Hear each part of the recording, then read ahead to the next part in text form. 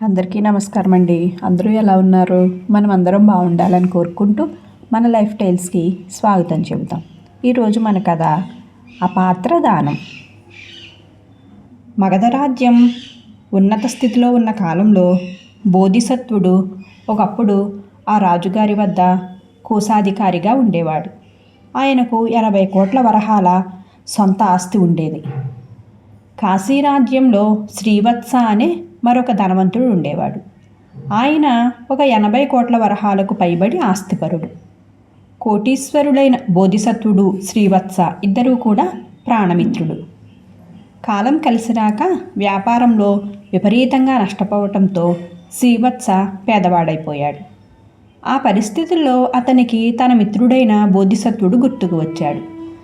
శ్రీవత్స తన భార్యతో కాలినడకన బయలుదేరి మగధరాజ్యం చేరి బోధిసత్వుడిని చూడాలి అని వచ్చాడు. బోధిసత్వుడు ఆయనకు ఎదురెళ్ళి ఎంతో ఆప్యాయంగా పలకరించి కుశల ప్రశ్నలు అడిగాడు. శ్రీవత్స పెద్దగా నిట్టూరుస్తూ, బోధిసత్వ, నా దశ మారిపోయింది, బికారినైపోయాను. ఇటువంటి స్థితిలో నాకు సహాయం పడగలవాడివి నువ్వొక్కడవే అని నమ్మి ఇలా నీ దగ్గరకు వచ్చాను అన్నాడు. బోధిసత్వుడు అప్పుడు, శ్రీవత్స, విచారించకు, కష్ట సమయంలో రావలసిన చోటుకే వచ్చావు అని తన దగ్గర ఉన్న ధనంలో సగం 40 కోట్ల వరహాలు మిత్రుడికి ఇవ్వటమే కాకుండా దానితో పాటు తన పరివారంలో సగం మందిని కూడా అతనికిచ్చి పంపించాడు. అలా కొంతకాలం గడిచింది. రాజ్యంలో చెలరేగిన అరాచకం, అల్లర్ల కారణంగా బోధిసత్వుడు ఉద్యోగంతో పాటు ధనాన్ని కూడా పోగొట్టుకుని దారిద్ర్యబాధకు గురయ్యాడు.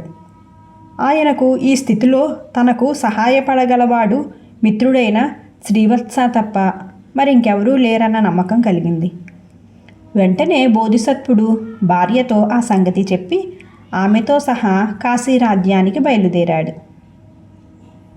ఆయన నగర సరిహద్దులు చేరుకోగానే భార్యను ఒక చెట్టు నీడలో విశ్రాంతి తీసుకుంటూ ఉండమని చెప్పి, నువ్వేమీ ఆదుర్దా పడకు, ప్రాణమిత్రుడైన శ్రీవత్సకు సంగతి చెప్పి నీకోసం బండిని, పరిచారకులను పంపుతాను అని నగరంలోకి వెళ్ళాడు. బోధిసత్వుడు శ్రీవత్స ఉండే భవన ద్వారం కాపలావాడితో తాను ఎవరైనది చెప్పి ఆ సంగతి యజమానికి చెప్పి రమ్మన్నాడు. కాపలావాడు లోపలికి పోయి తిరిగి వచ్చి బోధిసత్వుణ్ణి తన యజమాని రమ్మనమని చెప్పినట్లుగా తెలియచేశాడు. శ్రీవత్స బోధిసత్వుడు ఎదురుగా చూసి, ఏం పని మీద వచ్చావు అని అడిగాడు. మీ దర్శనం కోసం అంటూ బోధిసత్వుడు తలదించుకున్నాడు. బస ఎక్కడ చేశావు అన్నాడు శ్రీవత్స.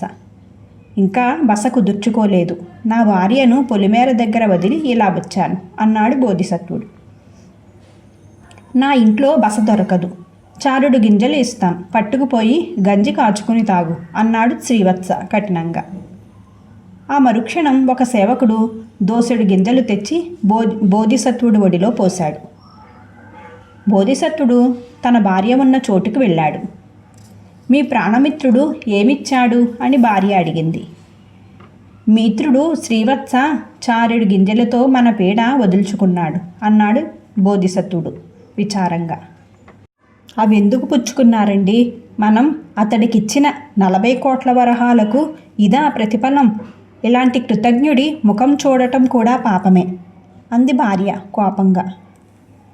కళ్ళనీళ్లు పెట్టుకున్న భార్యను ఓదార్చుతూ బోధిసత్వుడు, ఏది ఏమైనప్పటికీ ఒకప్పటి మిత్రుడైన వారి మధ్య విరోధభావం ఏర్పడకూడదు, అందుకోసమే ఈ గింజలు పుచ్చుకున్నాను అని చెప్పాడు. భార్యాభర్తలు ఇలా మాట్లాడుకుంటూ ఉండగానే సేవకుడొకడు ఆదారినే వచ్చాడు. వాడు ఇదివరకు బోధిసత్వుడు శ్రీవత్సకు పంచి ఇచ్చిన పరివారంలోని వాడు తన పూర్వపు యజమానిని గుర్తుపట్టి కాళ్లపై పడి, అయ్యా ఇలా వచ్చారేమిటి అని అడిగాడు. బోధిసత్వుడు వాడికి జరిగినదంతా చెప్పాడు.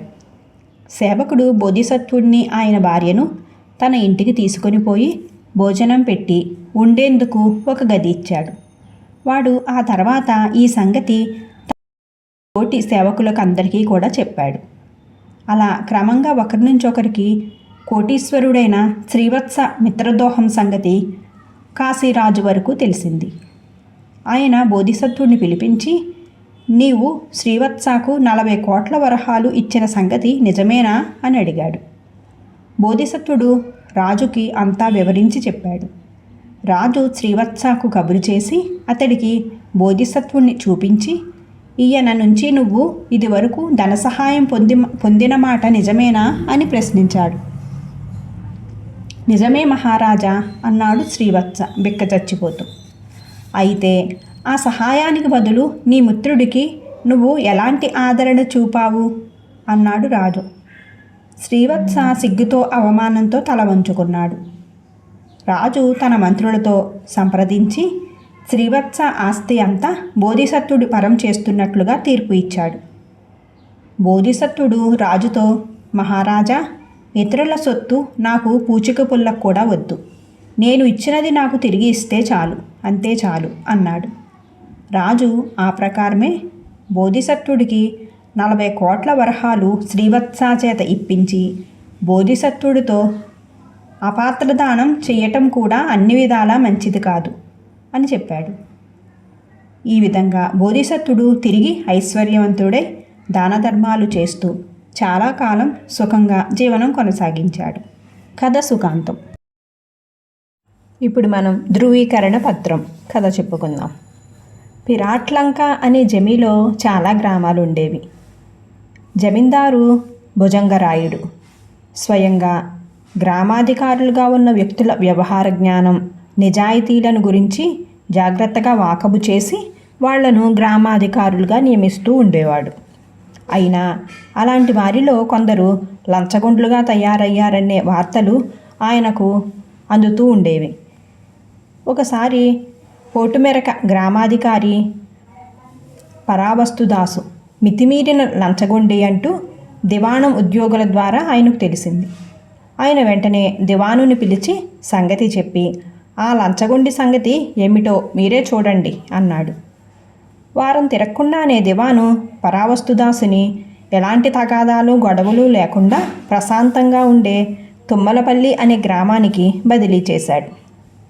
అలాంటి చోట లంచాలు తీసుకోవటానికి ఏమాత్రం అవకాశం ఉండదని దివాను గారి ఉద్దేశం. తుమ్మలపల్లికి గ్రామాధికారిగా వచ్చిన పరావస్తుదాసుకి నెల గడుస్తూ ఉన్న గ్రామంలో ఎవరూ తగాదాలు పడి తన తీర్పుకు రాకపోవటం చాలా బాధ కలిగించింది. ఒకరోజు ఆయన కిటికీ దగ్గర నిలబడి వీధిలోకి చూస్తూ ఉండగా ఇద్దరు నడివయసు గలవాళ్ళు పెద్దగా వాదించుకుంటూ వీధి వెంట వెళ్ళటం కనపడింది.